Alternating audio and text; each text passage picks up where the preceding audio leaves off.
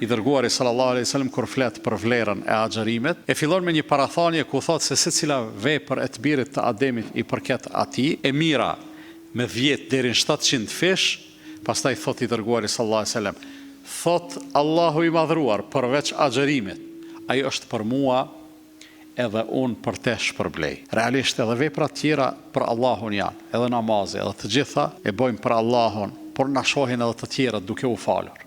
Nga njerë dikush ndoshta edhe na respekton, na nderon. Jo se ne e synojmë atë, s'ka kur gjë të keqe, por derisa një tjetër që nuk falet e trajton me korrektësi, por nuk e konsideron shumë të afërt. Me një fjalë, pas ka mundësi që namazit të shihet hajri, duke qenë akoma në këtë jetë, derisa e kemi synimin edhe një jetë në rregull, nuk ka kurfar probleme me këtë punë. Mirë po agjërimi nuk ka mundësi në asnjë mënyrë që të komercializohet.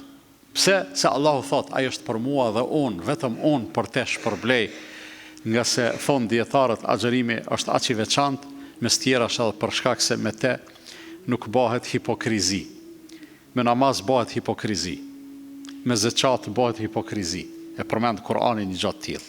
Flet për namazin e hipokritëve, flet për dhanjen edhe kontributin e hipokritëve, mirë po nuk flitet askund, as në ajete, as në hadithe, për agjërimin e hipokritëve, për arsye se është e pamundën të bëhet munafiklëk, të bëhet hipokrizi me agjërim. Është shumë i veçantë.